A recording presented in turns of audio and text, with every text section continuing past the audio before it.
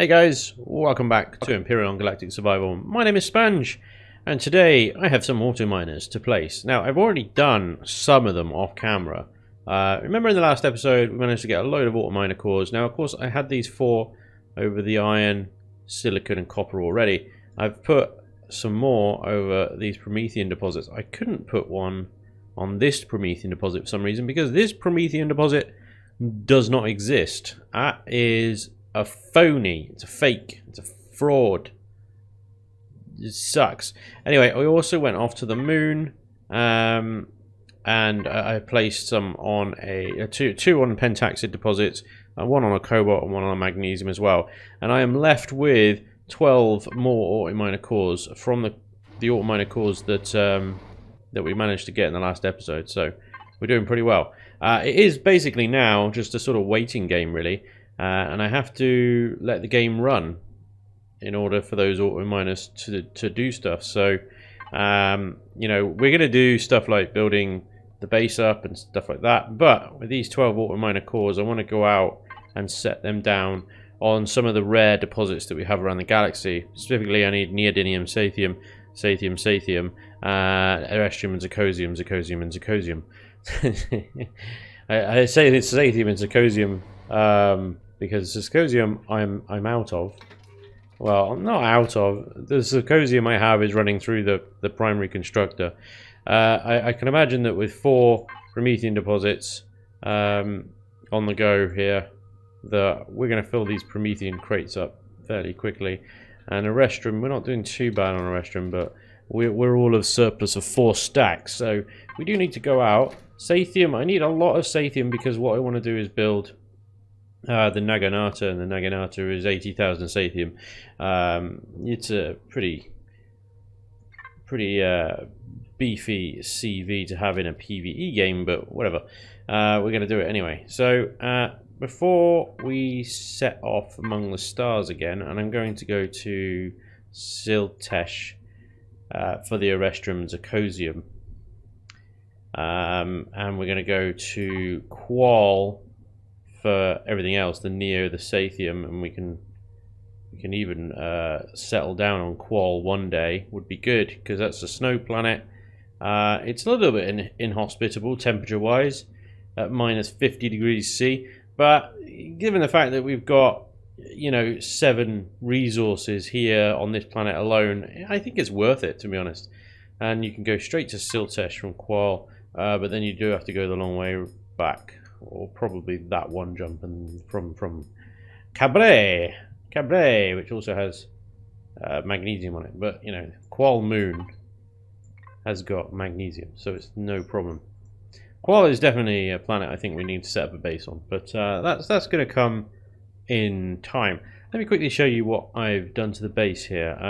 This is the warehouse. Obviously, I did a episode on the warehouse, and then we come through to where I had the food processors here. I sort of moved everything around a bit. I haven't textured or anything in here yet, but we got our armor lockers in a sort of weird way.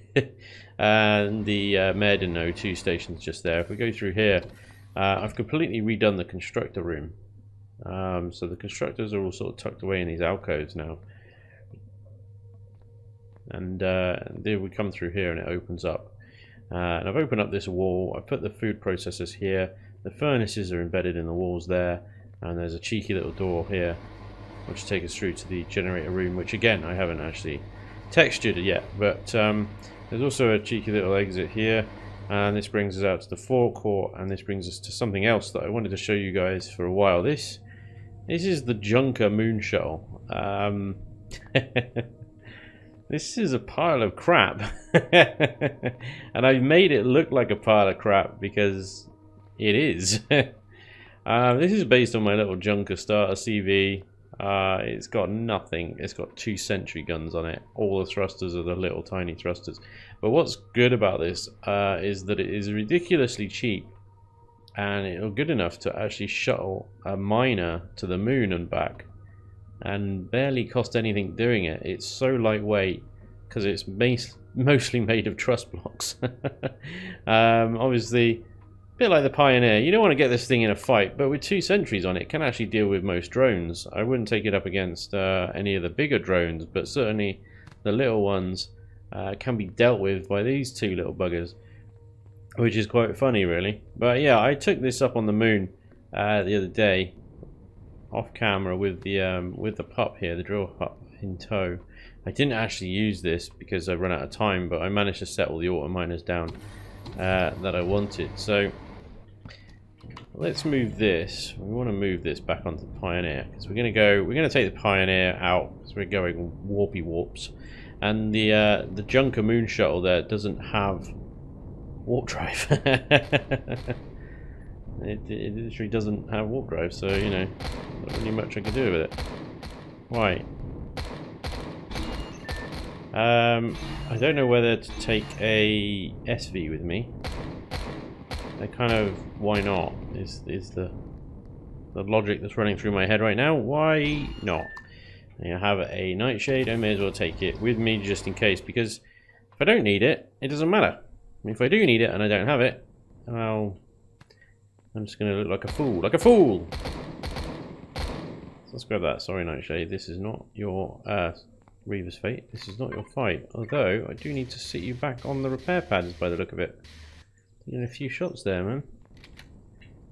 Alright, so I need to grab, before I leave, I need to grab some fusion cells to power these things with. So I need to remember to do that. But let's park Madam Nightshade in here.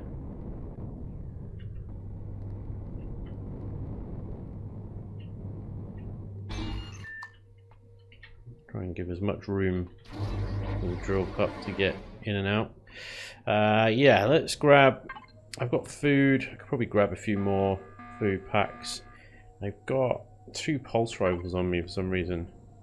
I did... In the last engagement, I did switch out the pulse rifle for an epic one. Enhanced pulse rifle. But I'd actually prefer the laser rifle. But I don't have any ammo for it. I can make some. That's not a problem. I just haven't got around to it. So personal weapons, let's stick that back in there. We've only got 600 rounds actually. We're going to need to do a little run on ammo, yeah, for sure. Okay. Output 50, so that's 500, that's 1000. Okay. Food! We've got 12 ration packs just sitting there waiting to be made. They're waiting for buds. Waiting for buds. About time I did actually give the old farm another harvest.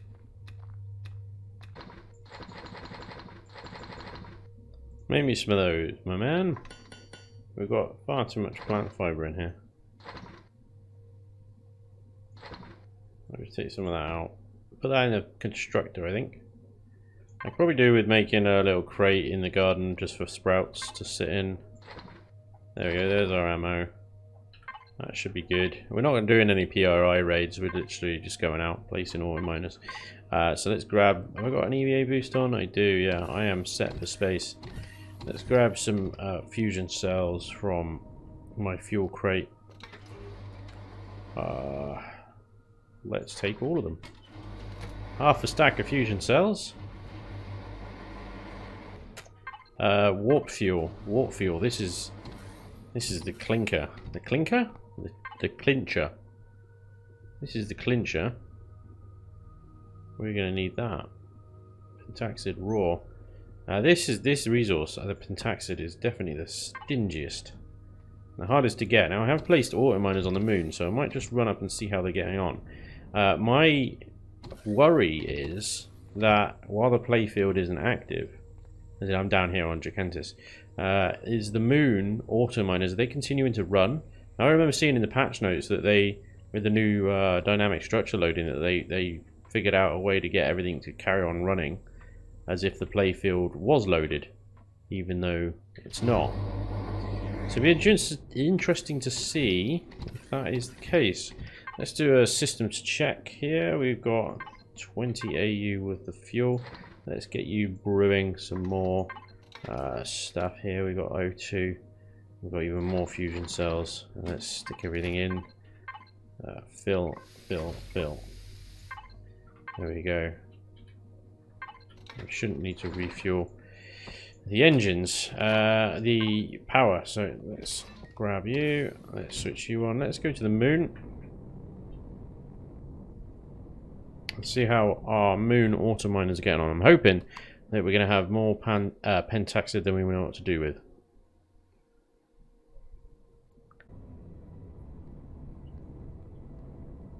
Okay, first up is this magnesium deposit. I'm just going to stop here.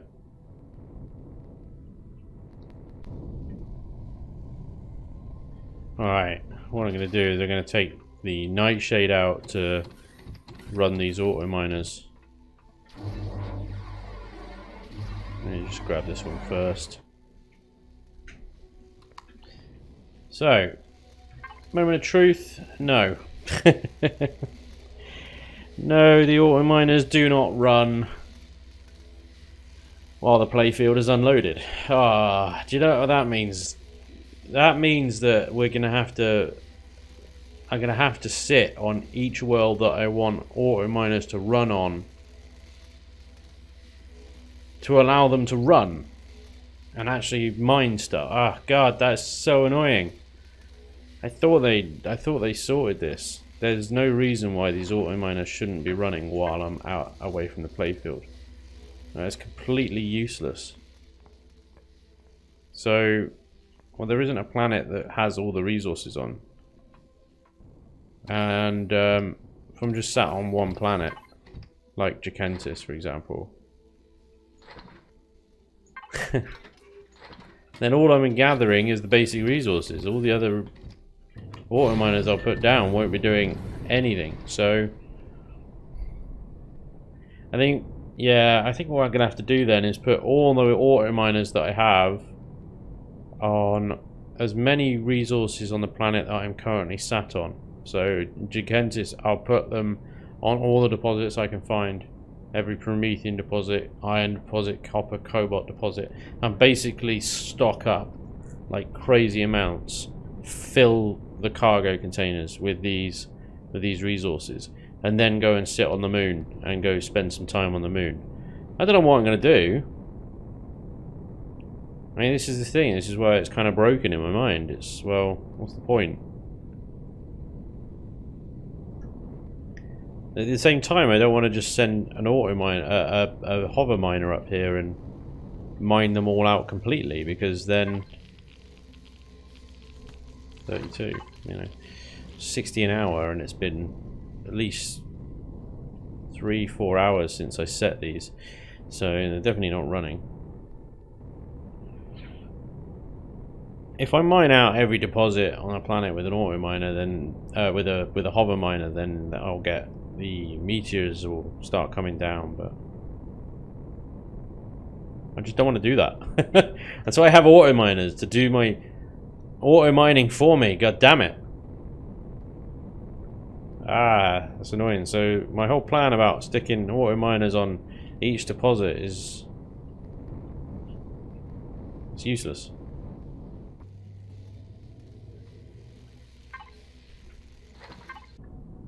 Okay, so there's little reason for me to do this Autominer plan across multiple planets. I mean, I've left the ones on the moon for now, but I gotta think of a new plan.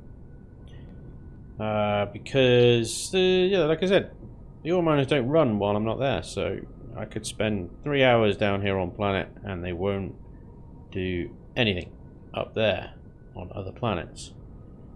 So I think what I'm gonna do, once I land a Pioneer here,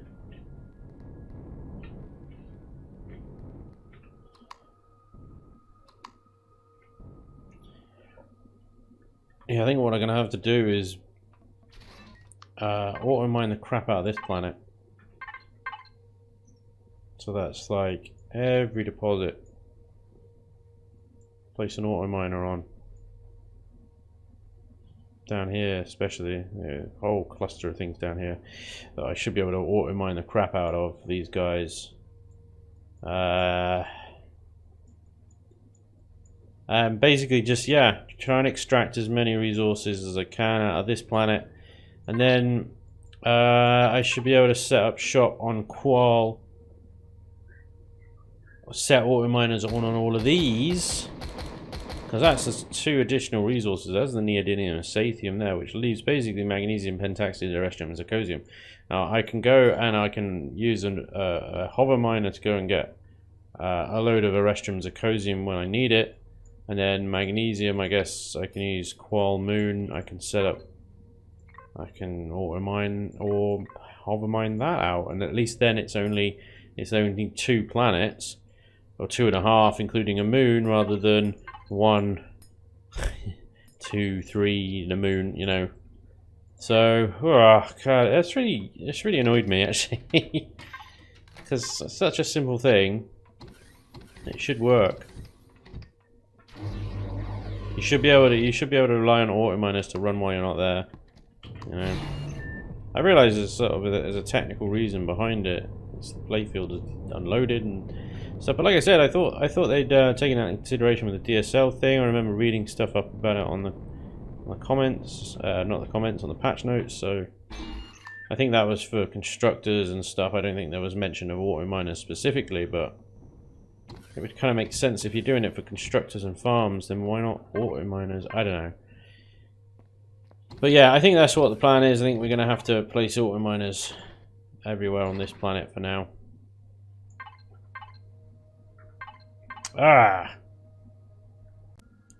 So I've been wondering what to do with this episode now, because I'm about 5 minutes in and I'm just pissed off basically. So what I did off camera is I went and I placed more Autominers. So the village cluster, I placed them around there. That I placed them around there. I did a little cheeky explore because I was on my way up to these, and I managed to find this abandoned drone base, which was quite cool. So I put a load around there and around there as well. So I've maxed out all the Autominers I can on this planet for now. So I was recording starting the build of the tower here because with the Autominers in place, all we got to do is just wait around now and let them run and stuff, which means we can get on with other things. So I decided I could make a start on the tower. Now I did start recording when I started building this, but then all sorts of things went wrong, so I had to get rid of that recording. But I didn't get too far with it. I got us about that far with it, so that's okay. I'm just going to carry on from here and see how this goes, really. So I'm gonna line up some music for you guys to enjoy, because I'm not sure I'm going to be able to talk much during this. So at least you'll have a little bit of background music while I build. It'll be like a episode of Chilling and Building of Yold.